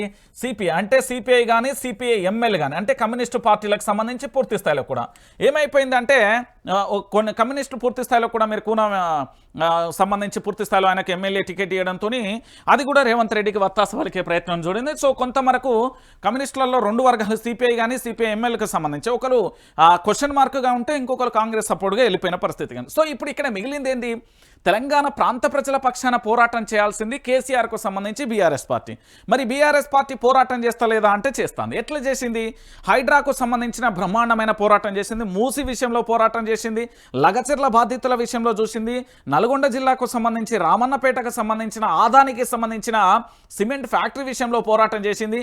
దాంతోపాటు భూములకు సంబంధించి గుంజుకుంట అంటే హకింపేటకు సంబంధించి రోటిబండ తండా కానీ అక్కడ పోరాటం చేసింది. దాంతోపాటుగా ఆటో డ్రైవర్ల విషయంలో పోరాటం చేసింది, అన్నదాత విషయంలో పోరాటం చేసింది, మద్దతు విషయంలో పోరాటం చేసింది, నిరుద్యోగుల విషయంలో పోరాటం చేసింది, సంక్షేమ పథకాల విషయంలో పోరాటం చేస్తున్నది, దాంతోపాటు అక్రమ కేసుల మీద పోరాటం చేస్తున్నది, జర్నలిస్టుల దాడులను ఖండిస్తున్నది, దాంతోపాటు ఈ ప్రాంతం యొక్క అస్తిత్వాన్ని దెబ్బతీసే విధంగా ఆంధ్ర పెత్తందారి వ్యవస్థ ఏదైతే ఉందో నీళ్లు నిధులు నియామకాలను తెచ్చుకున్న ఈ తెలంగాణలో మరొకసారి నీటి దోపిడీ జరుగుతుందని పోరాటం చేస్తున్నది. అదేవిధంగా తెలంగాణ రాష్ట్రానికి సంబంధించి పూర్తి స్థాయిలో కూడా ఇక్కడ జరుగుతున్న పరిణామాలు ఏంది? పెట్టుబడులు అన్నీ కూడా వాపస్ వెళ్తున్నాయి, ఇక్కడ పరిశ్రమలు పూర్తి స్థాయిలో దెబ్బతింటున్నాయి, ఇక్కడ నుండి వెళ్ళిన రూపాయలే మళ్ళీ పెట్టుబడి రూపంలో వచ్చాయి అనే ఆరోపణలకు సంబంధించి అనేక విధాలుగా కూడా బీఆర్ఎస్ పార్టీ పోరాటం చేసింది. మరి తెలంగాణ ప్రాంత ప్రజలందరికీ ఏ దిక్కు చూసినా కనబడే దిక్కేంది? BRS party. సో ఇంకొక ప్రాంతీయ పార్టీ అవసరం ఉంటుందనే ఆలోచన కూడా చాలా మందికి వచ్చింది. సో ఆ చాలా మందికి వచ్చిన తరుణంలో పుట్టుకొచ్చి పూర్తి స్థాయిలో కూడా జాగృతి తన పనులను కూడా తాను పూర్తి స్థాయిలో చేస్తున్నాను. ఇక్కడ ముఖ్యమంత్రి పీఠం కోసమో, లేకపోతే అధికారానికి సంబంధించి పబ్లిసిటీ కోసమో, లేకపోతే ప్రజలకు సంబంధించి మా తర్వాత ఏదైనా ఇలాంటి ఏవీ లేకుండా కేవలం ప్రజా సమస్యలే ఎజెండాగా ప్రజల పక్షాన నిల్చోవడానికి ఇక్కడ ఎమ్మెల్సీ కవిత జాగృతి తన కార్యాలయాన్ని తనకు సంబంధించిన కార్యక్రమాలన్నీ కొనసాగించబోతున్నారు అనేది ఒకటి వచ్చింది.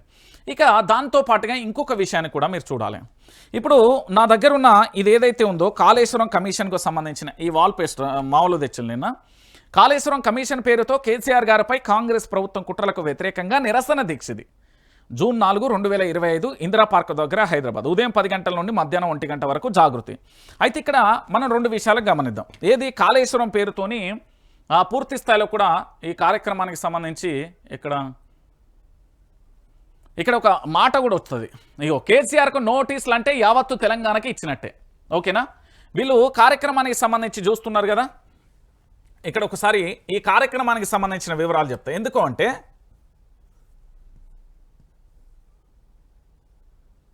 రైట్, ఇగో ఇక్కడ ఒకసారి చూడండి.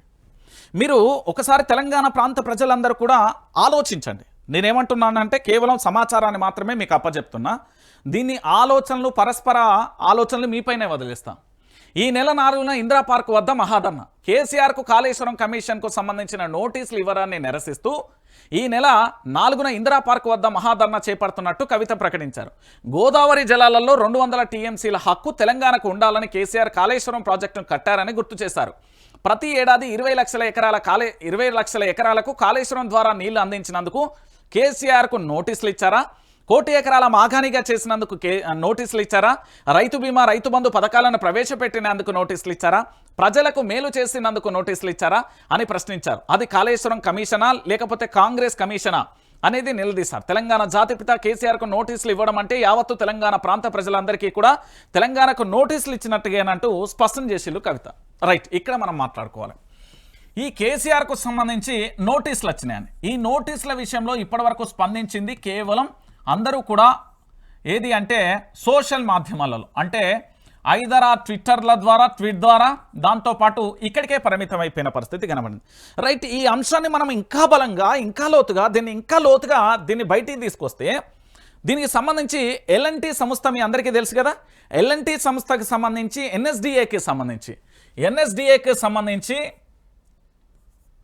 ఎన్ఎస్డిఏ దాంతోపాటు ఎల్ఎన్టీకి సంబంధించి మధ్య లేఖల వాగ్వాదం కూడా కొనసాగింది. 283వ పేజీలో పూర్తి స్థాయిలో కూడా ఏంది డిజైన్ల లోపం కానీ, దాంతోపాటు పూర్తి స్థాయిలో కూడా ఏది అక్కడ చేసిన సిడబ్ల్యూసి వాటి యొక్క ఏది గైడ్లైన్స్ను పాటించకపోవడం కానీ, నిర్మాణంలో లోపాలంటూ చెప్పింది. 283వ పేజీ ఎల్ఎన్టీకి సంబంధించి రాసిన లేఖలో ఎన్ఎస్డిఏకు సంబంధించి అదే పేజీ కాస్త 286, 85 అనుకుంటా బహుశా ఇంకో పేజీలో చాలా బలిష్టంగా, చాలా అద్భుతంగా కట్టారు అంటూ కూడా అక్కడ కితాబ్ ఇచ్చింది. సో ఇక్కడ మీరందరికీ కూడా అర్థం కావాల్సిన విషయం ఏంటంటే, ఈ రాష్ట్రానికి సంబంధించిన తెలంగాణ రాష్ట్ర ఉద్యమ నేత కల్వకుంట్ల చంద్రశేఖరరావు గారికి సంబంధించి, ఈ తెలంగాణ రాష్ట్రానికి సంబంధించి పూర్తి స్థాయిలో కల్వకుంట్ల చంద్రశేఖరరావు గారికి సంబంధించి ఉద్యమ నేత 10 సంవత్సరాల ముఖ్యమంత్రికి సంబంధించి నోటీసులు ఎలా ఇచ్చారు అనేది కూడా మీరు చర్చించుకోవాలి. ఏమని చెప్పింది కాంగ్రెస్ పార్టీ అంటే 1,00,000 కోట్ల స్కామ్ జరిగింది అని చెప్పింది. ఇది విషయాన్ని మనందరికి కూడా ఆలోచించాలి. 1,00,000 కోట్ల స్కామ్ ఎక్కడి నుండి జరిగింది? కాంగ్రెస్ ప్రభుత్వం యొక్క నాయకుల ఇళ్ల నుంచి జరిగిందా, లేకపోతే ఎక్కడి నుండి జరిగింది అనేది ఇప్పటి వరకు ఒక వాస్తవమైన విషయం ఎవరూ చెప్పలేం. కానీ కాళేశ్వరం ప్రాజెక్టు కట్టడానికి అయిన ఖర్చు మొత్తం 95,000 కోట్లు మాత్రమే.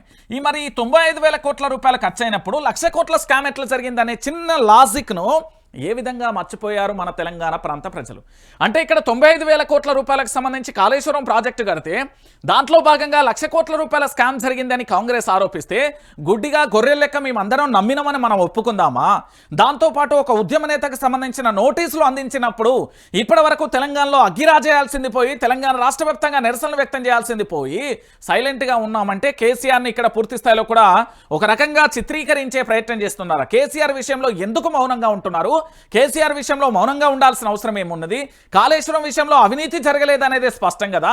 దాంతోపాటు అనేక సందర్భాలలో సుప్రీంకోర్టుకు సంబంధించిన బెంచ్ చాలా స్పష్టంగా చెప్పింది, కేంద్ర జలవనరులకు సంబంధించి స్పష్టంగా చెప్పింది, ఎల్ఎన్టీ సంస్థ చాలా స్పష్టంగా లేఖ రాసింది, ఎన్ఎస్డిఏకి సంబంధించి పూర్తి స్థాయిలో కూడా జియోలాజికల్కి సంబంధించిన టెస్టులు చేయకుండా మీరు ఏ విధంగా కూడా ప్రాథమిక రిపోర్ట్ కానీ తుది రిపోర్ట్ ఇస్తారంటూ కూడా ఎల్ఎన్టీ అడిగింది, ఇక్కడ నిర్మాణ సంస్థ అడిగింది, దాంతోపాటు వీళ్ళందరూ అడిగిలు.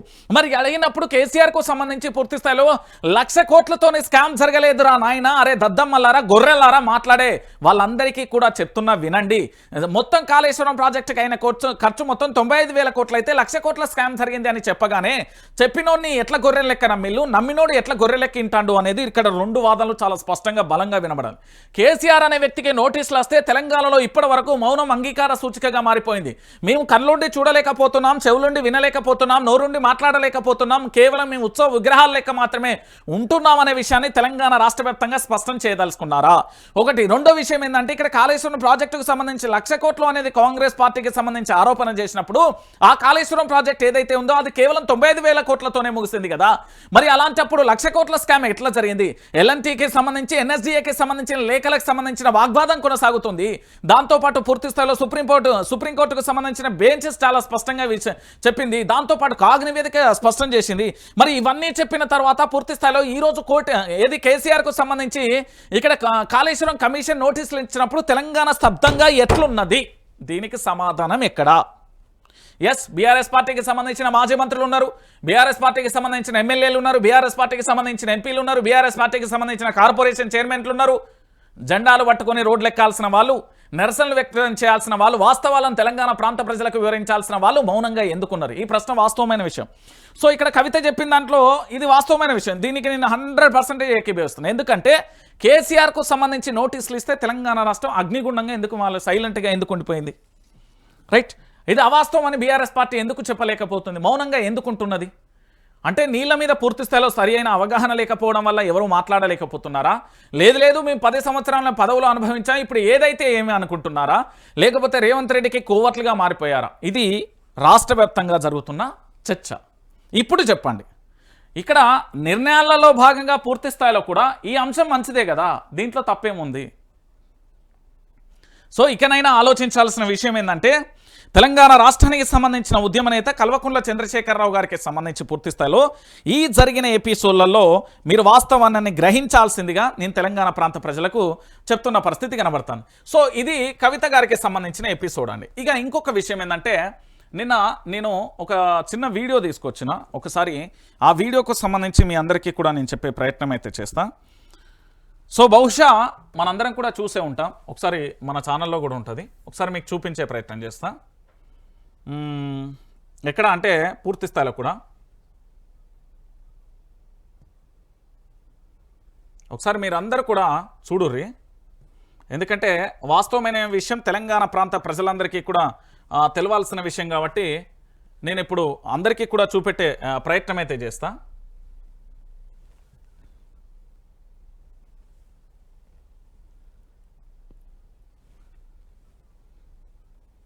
ఇక్కడ తెలంగాణ ప్రాంత ప్రజలందరూ కూడా ఆలోచించాల్సిన విషయం ఏంటంటే ఇక్కడ ఒక్కసారి చూడుర్రి, చూసినాక మీరే చెప్పుర్రి. ఎందుకంటే తెలంగాణలో పూర్తి స్థాయిలో కూడా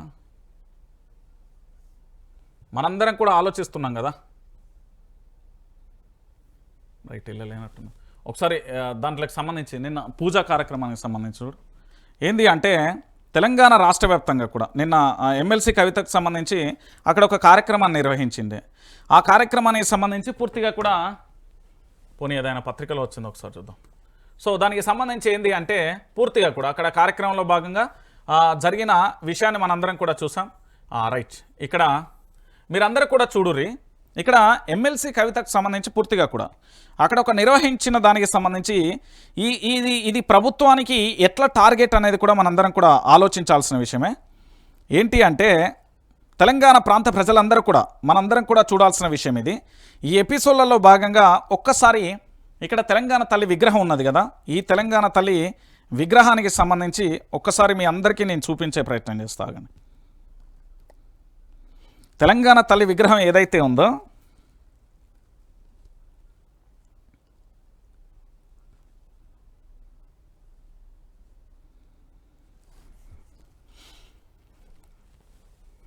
ఈ తెలంగాణ తల్లి విగ్రహంలో అంటే కవిత పోరాటానికి సంబంధించి ఎట్లున్నది అని చెప్పడానికి ఒక చిన్న ఉదాహరణ నిన్న నాకు దొరికిన ఈ ఉదాహరణకు సంబంధించి మీకు చెప్పే ప్రయత్నం చేస్తాను నేను. ఒకసారి ఈ విషయాన్ని ఒకసారి మనందరం కూడా చూద్దాం.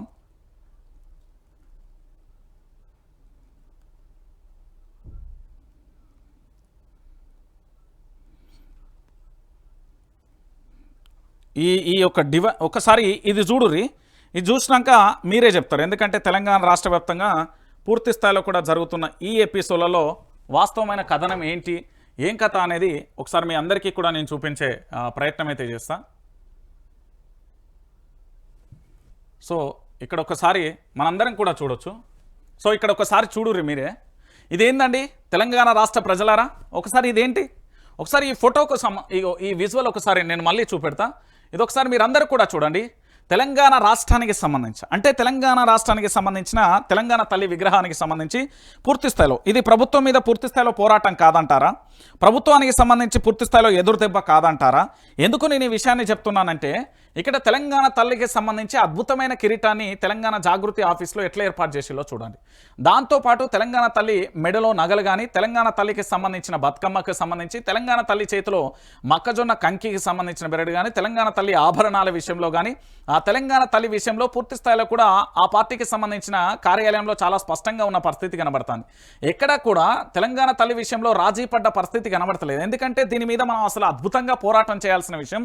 ఈరోజు తెలంగాణ రాష్ట్రానికి తెలంగాణ ఉద్యమ సమయంలో కేసీఆర్ ఏ విగ్రహాన్ని అయితే, అంటే ఏ తెలంగాణ తల్లి రూపాన్ని అయితే కేసీఆర్ ప్రతిపాదించి అప్పుడైతే ఏదైతే పెట్టిండో అదే రూపాన్ని ఆ తెలంగాణ జాగృతి కార్యాలయంలో కూడా కవిత ఏర్పాటు చేస్తున్న పరిస్థితి కనబడుతుంది. ఆ కార్యాలయంలో నాకు కనబడ్డ ఈ దృశ్యం. ఎందుకంటే పూర్తి స్థాయిలో కూడా ఆభరణాల విషయంలోనైతేనేమి, బతుకమ్మ విషయంలోనైతేనేమి, కంకిబెరడు విషయంలోనైతేనేమి, దాంతోపాటు మన తెలంగాణ తల్లి రూపానికి సంబంధించి తెలంగాణ ఉద్యమంలో ఎట్లుందో అదే పూర్తి స్థాయిలో అక్కడ ఉన్న పరిస్థితి కనబడుతుంది. ఇక దానితో పాటుగా అక్కడ డాక్టర్ బాబాసాహెబ్ అంబేద్కర్ విగ్రహం కానీ, దాంతోపాటు ప్రొఫెసర్ జయశంకర్ గారు కానీ, దాంతోపాటుగా పూర్తి స్థాయిలో కూడా జ్యోతిరావు పూలే కానీ వాళ్ళకి సంబంధించి విగ్రహాలు కూడా ఉన్నట్టుగా ఉన్నాయి. సో ఒకసారి ఇక్కడ చూడండి, ఇది కాంగ్రెస్ ప్రభుత్వాన్ని ప్రశ్నించినట్టు కాదా అండి?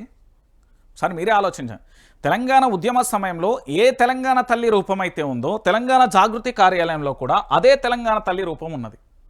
ఇది ప్రభుత్వానికి పూర్తి స్థాయిలో కూడా ప్రశ్నించినట్టే కదా.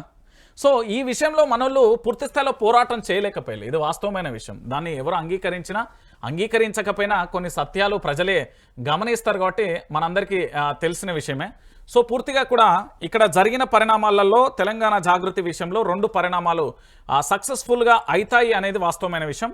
ఒకటి, ఏదైతే కేసీఆర్ గారికి సంబంధించి పూర్తి స్థాయిలో కూడా ఈ కాళేశ్వరానికి సంబంధించిన నోటీసుల విషయంలో స్తబ్దంగా ఉండడం, ఇది బీఆర్ఎస్ పార్టీకి పెద్ద మైనస్గా చెప్పొచ్చు. అదేవిధంగా తెలంగాణ తల్లి విగ్రహం కూడా చూసిన పరిస్థితి కనబడుతుంది.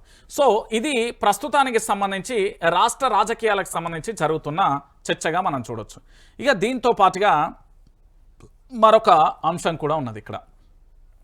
ఏది అంటే మీ అందరికీ తెలిసిన విషయమే. ఏంటి అంటే ఇగో ఇది మిల్లా మ్యాగీ మీ అందరికీ తెలుసు కదా. అందాల భామల పోటీలు పూర్తయిపోయినాయి. అందాల భామల పోటీల విషయంలో పూర్తి స్థాయిలో ప్రభుత్వానికి సంబంధించి ప్రకటన కూడా అయిపోయింది. అందాల భామల పోటీల విషయంలో ఎవరు మొదటి ప్రైజ్ వచ్చిర్రు అనేది కూడా ఒకసారి మనం చూసే ప్రయత్నం చేద్దాం. ఇది మిస్ వరల్డ్ థాయిలాండ్ భామ 72వ ప్రపంచ సుందరి ఓపల్ సుచత చువాంగ్ శ్రీ, 2వ స్థానంలో మిస్ ఇండియా ఇథియోపియా, 3వ ప్లేస్లో మిస్ పోలాండ్, 4వ ప్లేస్లో మిస్ మార్జినిక్ అంటూ కూడా చూస్తున్న పరిస్థితి కనబడుతుంది. సో మొత్తానికి థాయిలాండ్కి సంబంధించిన అమ్మాయికి పూర్తి స్థాయిలో అందాల భామల పోటీలో మిస్ వరల్డ్ 2025లో తను పూర్తి స్థాయిలో మొదటి స్థానంలో నిలిచింది. కిరీటాన్ని అందించిన మిస్ వరల్డ్ 2024 క్రిస్టీనాకు సంబంధించి 2024 సంవత్సరంలో ఎవరైతే మిస్ వరల్డ్ ఉన్నారో తాను కిరీటాన్ని అందించింది. విజేతకు పూర్తి స్థాయిలో 8.5 కోట్లకు పైగా కూడా ప్రైజ్ మనీ ఇచ్చిల్లు. ఏడాది పాటు ఉచితంగా కూడా ప్రపంచ యాత్ర సౌకర్యం కల్పించిల్లు. దాంతోపాటు వేదికపై 108 దేశాలకు సంబంధించిన భామల ర్యాంప్ వాక్ కూడా చేసిన పరిస్థితి. టాప్ 8లో ఎంపిక సమయంలో miss India Nandini Gupta eliminate అయిన పరిస్థితి కనబడుతుంది. అంటే టాప్ 8కి సంబంధించి ఎంపిక సమయంలో miss India Nandini Gupta eliminate అయింది. హైదరాబాద్ హైటెక్స్ ఎగ్జిబిషన్ సెంటర్లో ఘనంగా పోటీలు జరిగాయి. పాల్గొన్న సీఎం రేవంత్, మంత్రులు, సినీ ప్రముఖులకు సంబంధించి పూర్తి స్థాయిలో చాలా మంది వచ్చారు అంటూ కూడా చూస్తున్న పరిస్థితి కనబడుతుంది. సో మొత్తానికి 72వ మిస్ వరల్డ్ అంటే 2025 పోటీలలో థాయిలాండ్కు చెందిన ఓపల్ చువాంగ్ శ్రీ విజేతగా నిలిచారు. హైదరాబాద్లోని హైటెక్ సిటీ ఎగ్జిబిషన్ సెంటర్లో శనివారం నిర్వహించిన పోటీలలో 108 దేశాలకు సంబంధించిన సుందరీమణులు పాల్గొన్నారు. మిస్ వరల్డ్ ఫైనల్కు 40 దేశాల సుందరీమణులు ఎంపికయ్యారు. వీరిలో ఒక ఖండం నుంచి 5 చొప్పున 40 మందిని ఎంపిక చేశారు. అనంతరం ఒక్కో ఖండం నుంచి 2 షార్ట్ లిస్ట్ చేశారు. ఈ క్రమంలో భారత్కు చెందిన miss India Nandini Gupta eliminate అయ్యారు. చివరిగా అమెరికా నుంచి బ్రెజిల్, దాంతోపాటు దాంతోపాటు మార్టినిక్, దాని తర్వాత ఆఫ్రికా నుంచి ఇథోపియా, దాంతోపాటు నమీబియా, తర్వాత యూరప్, పోలాండ్, తర్వాత ఉక్రెయిన్, ఆస్ట్రియా నుంచి ఫిలిప్పీన్స్ వరకు పూర్తి స్థాయిలో కూడా జరిగిన పరిస్థితి చూడొచ్చు. సో మొత్తానికి ఆ థాయిలాండ్కి సంబంధించిన అందాల భామ పూర్తి స్థాయిలో కూడా విజేత సాధించి, సో విజేతలకు సీఎం రేవంత్ రెడ్డి శుభాకాంక్షలు. క్యాన్సర్ను జయించి ఏంది అంటే పర్వహార్ నినాదంతో మిస్ వరల్డ్ పోటీలలో పాల్గొన్నారు. ఈ నినాదం ద్వారా ప్రపంచవ్యాప్తంగా ప్రభావం చూపాలన్న తన లక్ష్యమేనని తెలిపారు. 16 ఏళ్ల వయసులో ఆమె క్యాన్సర్ ముప్పు నుంచి బయటపడ్డారు. థాయిలాండ్లో రొమ్ము క్యాన్సర్పై ఆమె అవగాహన కల్పిస్తున్నారు. క్యాన్సర్ బాధితులకు అండగా నిలుస్తున్నారు. వారి కోసం నిధులు సేకరిస్తున్నారు. మరికొన్ని సంస్థలలో కలిసి పనిచేస్తున్నారు అంటూ కూడా చెప్పిన పరిస్థితి కనబడుతుంది. సో మొత్తానికి 2025కు సంబంధించిన మిస్ వరల్డ్కు సంబంధించి థాయిలాండ్కి అయితే వెళ్ళిపోయిన పరిస్థితి మనందరం కూడా చూసాం. సో ఇది మీ అందరికీ తెలిసిన విషయమే. 200 కోట్ల రూపాయలు, 108 దేశాల అందాల భామలు, ప్రపంచవ్యాప్తంగా కూడా భారతదేశంలోని తెలంగాణ రాష్ట్రంలో హైదరాబాద్ గడ్డ మీద నిర్వహించిన ఈ కార్యక్రమానికి సంబంధించి సో దీని మీద తెలంగాణ రాష్ట్రానికి ఏమొచ్చింది ఇప్పుడు పెద్ద ప్రశ్న. దీని గురించి చర్చించారు మనోళ్ళు. మొత్తానికి థాయిలాండ్కి వెళ్ళిపోయింది. అందాల భామలకు సంబంధించి ఎంత ఖర్చు చేసిల్లండి? 200 కోట్ల రూపాయలు ఖర్చు చేసిల్లు. దాంతో భాగంగా ఎన్ని దేశాలకు సంబంధించి 108 కంట్రీస్కు సంబంధించి పూర్తి స్థాయిలో కూడా పాల్గొన్నారు. దాంతోపాటుగా ఇక్కడ పూర్తిగా కూడా ఏమైనా స్పాన్సర్షిప్కు సంబంధించి వచ్చినాయంటే వీళ్ళు అందాల భామలకు సంబంధించి వివిధ జిల్లాల పర్యటనకు వెళ్ళినప్పుడు ఎక్కడ కూడా నాకైతే స్పాన్సర్షిప్ బోర్డులు అయితే కనబడలే. అయితే మొత్తానికి 200 కోట్ల రూపాయలతోని 108 దేశాలకు సంబంధించిన ఈ కార్యక్రమాన్ని నిర్వహించాలి కదా. మిస్ వరల్డ్ 2025కి సంబంధించి ఈ మిస్ వరల్డ్కు సంబంధించి 2025లో తెలంగాణ రాష్ట్రాన్ని నిర్వహించారు కదా. దీనివల్ల తెలంగాణ ప్రాంత రాష్ట్రానికి ఏం లాభం వచ్చింది అనేది రాష్ట్ర ప్రభుత్వం చెప్పాల్సిన అవసరం. అయితే ఇదే విషయంలో ఇంకొక కాంట్రవర్సీకి సంబంధించిన అంశం ఏది, మిల్లా మ్యాగీకి సంబంధించి. మిల్లా మ్యాగీ విషయంలో ఎంక్వైరీ మరి ఎంత దూరం వచ్చింది, దానికి సంబంధించిన 3 మహిళలకు సంబంధించిన ఆఫీసర్లను నియమించారు. దాని ఎక్కడి దాకా వచ్చింది అనేది కూడా తెలియాలి. ఎందుకంటే మిస్ వరల్డ్ 2025కి సంబంధించిన పోటీలు అయితే అయిపోయి అందాల భామకు సంబంధించి 108 దేశాల నుంచి వచ్చి 200 కోట్ల రూపాయల ఖర్చు పెట్టిలు. దాంతోపాటుగా పూర్తి స్థాయిలో కూడా 108 దేశాలు 200 కోట్లు, దాంతోపాటు అందాల పోటీలు ముగిసిపోయాయి అంటే కుదరదు. ఈ 108 దేశాలకు సంబంధించి పూర్తి స్థాయిలో మిల్లా మ్యాగీ చేసిన ఆరోపణలు ఎక్కడి దాకా వచ్చినాయి. దీని మీద 4 లేడీ ఆఫీసర్లను కూడా నియమించారు కదా, మహిళలకు సంబంధించిన ఆఫీసర్, పోలీస్ ఆఫీసర్, ఉన్నతాధికారులను నియమించారు కదా. మరి ఈ విచారణ ఏడు దాకా వచ్చింది అనేది ఒకసారి చూద్దాం. ఆ ఇద్దరే మిల్లా మ్యాగీతో మిస్బిహేవ్ చేసింది ఏది, సీఎం రేవంత్ రెడ్డి అత్యంత సన్నిహితులు. సీసీ ఫుటేజ్ సేకరించిన విచారణ కమిటీ చౌమల్లా ప్యాలెస్లో విందులో ఆమెతో డిన్నర్ చేసింది ఓ ఎంపీ, ఓ చైర్మన్. అనుచితంగా ప్రవర్తిస్తున్నట్లుగా గుర్తింపు. సీఎం సన్నిహితులు కావడంతో పేర్లు బయటకు రాకుండా జాగ్రత్తలు. మిల్లా మ్యాగీ పైనే తిరిగి కేసు పెట్టే ప్రయత్నం. ఇంగ్లాండ్లో ఫిర్యాదు చేసే యోచనలో సర్కార్ అంటూ కూడా చూస్తున్న పరిస్థితి కనబడుతుంది. అతిథి దేవో భవ అన్న ఆ సూక్తిని రాష్ట్ర కాంగ్రెస్ నేతలు మర్చిపోయారు. రాష్ట్రానికి వచ్చిన అతిథుల పట్ల ఒళ్ళు మర్చిపోయి ప్రయత్నించినట్లుగా తెలుస్తుంది. మిస్ వరల్డ్ పోటీలకు వచ్చిన మిస్ ఇంగ్లాండ్ మిల్లా మ్యాగీకి సంబంధించి పట్ల 2 కాంగ్రెస్ నేతలు అనుచితంగా వ్యవహరించినట్టుగా సమాచారం. సీఎం రేవంత్ రెడ్డికి అత్యంత సన్నిహితంగా ఉండే ఓ ఎంపీతో పాటు ఓ సొసైటీ చైర్మన్ మిస్బిహేవ్ చేసినట్లుగా ఆరోపణలు వినిపిస్తున్నాయి. దీనికి సంబంధించిన సీసీ ఫుటేజ్ను కూడా ప్రభుత్వానికి అధికారులు అందించినట్టుగా తెలుస్తుంది. అయితే ఆ 2 వ్యక్తులే రేవంత్ అనుచరులు కావడంతో వారి పేర్లు బయటకు రాకుండా చూడాలని అధికారులను ఆదేశాలు కూడా వెళ్ళినట్టుగా ప్రచారం జరుగుతుంది. సరే, మొత్తానికి మిల్లా మ్యాగీకి సంబంధించి ఇక ఆరోపణలు ఏదైనా కానీ పరస్పర ఆరోపణలు పక్కన పెడదాం. జెన్యూన్గా నీతి నిజాయితీ నిబద్ధతతోని ఇక్కడ డాక్టర్ బాబాసాహెబ్ అంబేద్కర్ రచించిన భారత రాజ్యాంగంతో దానిలో ఉన్న ఆర్టికల్ సెక్షన్లను లోబడి పూర్తి స్థాయిలో ఒక న్యాయమైన విచారణ చేసి ఇక్కడి ప్రాంత ప్రజలతో పాటు 108 దేశాలకు సంబంధించి మనం చెప్పాల్సిన అవసరం ఉంటుంది. ఒకటి, ఇక్కడ పూర్తి స్థాయిలో మిల్లా మ్యాగీ మీదనే ఇంగ్లాండ్కి వెళ్ళి పూర్తి స్థాయిలో కూడా అక్కడ ఫిర్యాదు చేస్తారంటే దీనికి సంబంధించి మిల్లా మ్యాగీ వల్ల తల్లి అనారోగ్యంతో ఉండడం వల్లనే మేము సురక్షితంగా పంపించామనే ఒక వాదన ఉంది. దాంతోపాటు మిల్లా మ్యాగీ పూర్తి స్థాయిలో నన్ను ఒక వేషలా చూశారంటూ తాను ఆరోపించిన పరిస్థితి చూస్తున్నాం. దాంతోపాటు 4 ఆఫీసర్ ఉన్నతాధికారులను పెట్టి విచారణ కూడా పూర్తయిపోయింది. దానికి సంబంధించి సీసీ ఫుటేజ్లు సేకరించారు. దాంట్లో ముఖ్యమంత్రి గారికి సంబంధించిన సన్నిహితులు ఉన్నారనే వాదన. సో ఈ ఎపిసోడ్ ఎంత దూరం వెళ్తుంది, దీనికి సంబంధించి అధికారులు ప్రెస్ మీట్ పెడితే తప్ప క్లారిటీ రాదు. ఎందుకంటే మీరు ఇన్నదో నేను చెప్పిందో ఈడొచ్చిందో చదువుడు కాదు. పూర్తి స్థాయిలో అధికారులకు సంబంధించి క్లారిటీ ఇచ్చే వరకు దేన్ని నమ్మేటట్టు లేదు. సో వేచి చూద్దాం. మిల్లా మ్యాగీకి సంబంధించిన ఎపిసోడ్ ఇక క్లోజ్ అయిపోతుందా, మిల్లా మ్యాగీకి సంబంధించిన ఎపిసోడ్ విషయంలో ఏం జరుగుతుంది అనేది మనం కూడా వేచి చూద్దాం. సో తెలంగాణ అభివృద్ధి మా కోరిక, అధికారం ఉన్నా లేకున్నా అదే ఆశ. రాష్ట్రంలో పెట్టుబడుల కోసం ప్రయత్నిస్తా. ఇండియా ఫస్ట్ తెలంగాణ ఏంది ఇండియా ఫస్ట్ తెలంగాణ ఫస్ట్, ఇదే మా విధానం. ఇంగ్లాండ్ వార్విక్ యూనివర్సిటీలో PDSL నాలెడ్జ్ సెంటర్ను ప్రారంభించిన కేటీఆర్ అసలు రాష్ట్రానికి సంబంధించిన ముఖ్యమంత్రి హోదాల వేండా, రాష్ట్రానికి సంబంధించిన IT మంత్రి హోదాల వేండా అంటే కాదు, కేవలం ఒక ప్రాంతీయ పార్టీ, అది భారత రాష్ట్ర సమితికి సంబంధించిన పార్టీ వర్కింగ్ ప్రెసిడెంట్ హోదాలో పూర్తి స్థాయిలో అక్కడికి వెళ్ళి రజతోత్సవ సభలు అంటే 24 సంవత్సరాలు పూర్తి చేసుకొని 25వ వసంతంలో అడుగు పెడుతున్న సందర్భంగా విదేశాల గట్ట మీద మన యొక్క ఏదైతే ప్రాంతీయ పార్టీ ఉందో BRS యొక్క పూర్తి స్థాయిలో అక్కడికి వెళ్ళి సంబరాలు చేసుకునే కార్యక్రమానికి వెళ్తే అక్కడ ఒకసారి చూడండి, వార్విక్ యూనివర్సిటీకి సంబంధించి PDSL నాలెడ్జ్ సెంటర్ను ప్రారంభించిండ్రు అంటే ఒకసారి ఆలోచించండి. ఇది కేటీఆర్కున్న క్రెడిబిలిటీ, కేటీఆర్కున్న పూర్తి స్థాయిలో రెస్పెక్ట్ కావచ్చు, లేదా BRS పార్టీని అక్కడ ఆదరించే విధానం కావచ్చు, ఇంకేదైనా కావచ్చు. సో పూర్తి స్థాయిలో కూడా మన ముఖ్యమంత్రి లెక్క వెళ్ళి పూర్తి స్థాయిలో కేసీఆర్ అవినీతి చేసిండు, ఇక్కడ రాష్ట్రానికి సంబంధించి ఖజానా లేదు, అంత ఆగమాగమైపోయింది అనేది చెప్పకుండా మా విధానం తెలంగాణ అభివృద్ధిని కోరుకుంటున్నాం, మా కోరిక అదే. నిన్న కూడా చెప్పిండు, పెట్టుబడులు పెట్టండి రాండి తెలంగాణలో అద్భుతంగా ఉంటాయంటూ కూడా కేటీఆర్ నిన్న పూర్తి స్థాయిలో పిలుపునిచ్చిన పరిస్థితి కూడా కనబడుతుంది. సో మన రాష్ట్రానికి ఇప్పుడు మన ఇంట్లో 4 ఉంటామండి, 5 ఉంటాం, 6 ఉంటాం, 2 ఉంటాం. పంచాయతీ పెట్టుకున్నంత మాత్రం మనం ఏదో బయటికి మొత్తం చెప్పాల్సిన అవసరం. మన తెలంగాణ కష్ట నష్టాలు ఎన్ని ఉన్నా కడుపులో దాచుకొని ఈ తెలంగాణ రాష్ట్ర అభివృద్ధి కోసం పనిచేయాలి. అది పాపం కాంగ్రెస్ చూసి నేర్చుకుంటే బాగుంటుంది అనేది తెలంగాణ ప్రాంత ప్రజలైతే అంటున్నారు. ఇక దాంతోపాటుగా PCC చీఫ్ మహేష్ వి చిల్లర మాటలు, నేరుగా ఎదుర్కోలేక దిగజారుడు వ్యాఖ్యలు, స్థాయికి తగ్గట్టుగా మాట్లాడితే మంచిది. ఉత్తమ్ కుమార్ రెడ్డి ఓ అజ్ఞాని, కాళేశ్వరంలో ఉపయోగం లేదంటే రాఘవాపూర్ చెరువులో నీళ్ళెక్కవిడి, తప్పుడు ప్రచారం చేసేవాళ్ళు అన్నం తింటున్నారా లేక పెంటనా? మాజీ మంత్రి హరీష్ రావు. నేను చాలా సందర్భాలలో చెప్పాను, నేనేమని చెప్తున్నానంటే కాళేశ్వరం అనేది తెలంగాణ రాష్ట్రానికి ఒక గుండె లాంటిది.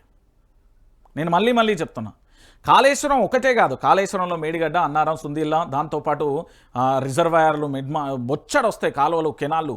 ఒక్క కాళేశ్వరం అంటే ఓన్లీ మేడిగడ్డ ఒకటో, లేకపోతే అన్నారం ఒకటో, సుందిల్ల ఒకటో కాదు, రంగనాయక సాగరో, లేకపోతే మల్లన్న సాగరో, ఇది కాదు. చాలా ప్రాజెక్టులు, చాలా రకాలుగా రిజర్వాయర్లు, కాలువలు, కెనాళ్ళు అన్ని రకాలుగా ఉన్నాయి. దయచేసి నేను ఆలోచించాల్సినమని తెలంగాణ ప్రాంత ప్రజలకు ఏం చెప్తున్నా అంటే, కాంగ్రెస్ పార్టీకి సంబంధించిన నాయకులు చెప్పే సొల్లు పురాణం నమ్మకూరు మీరు. ఆ సొల్లు పురాణం మాత్రం వింటే పప్పులో కాలేసిన, బురదలో కాలేసినట్టే. ఎందుకు నేను ఈ విషయాన్ని చెప్తున్నా అంటే, తెలంగాణ రాష్ట్ర వ్యాప్తంగా పూర్తి స్థాయిలో కూడా కాళేశ్వరం ప్రాజెక్టులతోని 1,00,000 ఎకరాల మాగాని ఈ తెలంగాణ రాష్ట్రంలో 60 లక్షల మెట్రిక్ టన్నుల వరి ధాన్యం ఉత్పత్తి అయింది అంటే కాళేశ్వరం నీళ్లతోని. దాంతోపాటు ఇంకొక విషయం ఏంది అంటే, ఈరోజు కొనుగోలు చేయడానికి ప్రభుత్వం కింద మీద పడుతున్నది కదా, దానికి కారణం ఊహించిన దానికంటే త్రిబుల్ పంట వచ్చింది కాబట్టి కొనుగోలు సామర్థ్యం సరిపోతలేదు ప్రభుత్వాన్ని. అంటే కాళేశ్వరం ప్రాజెక్ట్ అనేది 95,000 కోట్లతోనే జరిగింది. అది 1,00,000 కోట్లు కాదు, 1,00,000 కోట్ల స్కామ్ అసలే కాదు. ఎవడన్నా 1,00,000 కోట్ల స్కామ్ అంటే వాని నెత్తి మీద ఉన్న మొత్తం బొత్సంతా ఉరిగిచ్చి గాడిద మీద ఊరేగిరి. మీరే ఏం రంది లేదు. 7,00,000 కోట్లైనా బద్మాష్ అని అడుగురి, బరాబరి అడుగురి. నేను చెప్తున్న తెలంగాణ ప్రాంత ప్రజల పిలిపిది. 1,00,000 కోట్ల అవినీతి జరిగిందంటే వానికి గుండు గూసి గాడిద మీద ఊరేగిరి. నేను చెప్తున్నా కదా, అరే మొత్తం ప్రాజెక్టే 95,000 కోట్లు అయితే 1,00,000 కోట్ల స్కామ్ అని ఎట్లా అంటారండి? నాకు అర్థం కాదు. ఈ చిల్లర మల్లర మాటలు బంద్ చేయాలి. కాంగ్రెస్ వాళ్ళు సొల్లు పురాణం బంద్ చేయాలి. వాస్తవాలను తెలంగాణ ప్రాంత ప్రజలకు చెప్పండి. మీకేదో రాజకీయ ఎజెండా ఉంటే మీరు అధికారంలో ఉన్నారండి, ఉన్నప్పుడు ఇంకా దాన్ని ఎందుకు నిర్వీర్యం చేస్తున్నారు? ప్రాజెక్టులను కాపాడుకోవాల్సిన బాధ్యత మనకు ఉంటుంది కదా. ఇది తెలంగాణ రాష్ట్రం. ఈ దిగజారుడు మాటలు ఇవన్నీ మాట్లాడకూరు. హరీష్ రావు చెప్తున్నాడు కదా, కాళేశ్వరం ప్రాజెక్టు కోసం పొద్దున రాత్రి తెగబడి ఆన్నే ఉన్నాడు కదా. ఇట్లా చెప్పినప్పుడు కనీసం తెలంగాణ ప్రాంతానికి వాస్తవాలు చెప్పండి. ప్రాజెక్టు వల్ల ఉపయోగాలు ఏంది, దాన్ని రిపేర్ చేస్తే ఇంకెంత మంచి అవుతుంది, దానివల్ల ఏమేమి జరుగుతుంది, నష్టం కూడా చెప్పురు, అద్దంటలే మేము. కానీ కాళేశ్వరం మంచిది కాదు, ఇవన్నీ పిచ్చిగొర్ర ముచ్చట్లయితే చెప్పకూరి. నేను చెప్తున్నా కదా, ఇగో మా ఆరోగ్య శాఖ మంత్రి దామోదర్ రాజనరసింహ ఏడున్నాడు. దాంతోపాటు మా రాష్ట్రానికి సంబంధించిన ఆర్థిక ఉప ముఖ్యమంత్రి జుపిటీకి సంబంధించి బట్టి విక్రమార్క గారు ఎక్కన్నారు. ఏమయ్యా బట్టి విక్రమార్క గారు, మొన్న ఏదో సభలో మీరు చాలా ఘంటాపదంగా ఇట్లా అనుకుంటాడు, అదేంటి కింద దోయితే అదాన్ని ఏమంటారు, పంచని ఇట్లా అనుకొని ఇట్లా అనుకొని ఇక మాట్లాడతారు. తెలంగాణ ప్రజలందరికీ అసలు ఎక్కడన్నా కరెంటు పోతున్నదానే, ఇదంతా బీఆర్ఎస్ పార్టీ విషయ ప్రచారం చేస్తున్నది అని చెప్పారు. విషయం ఏంది?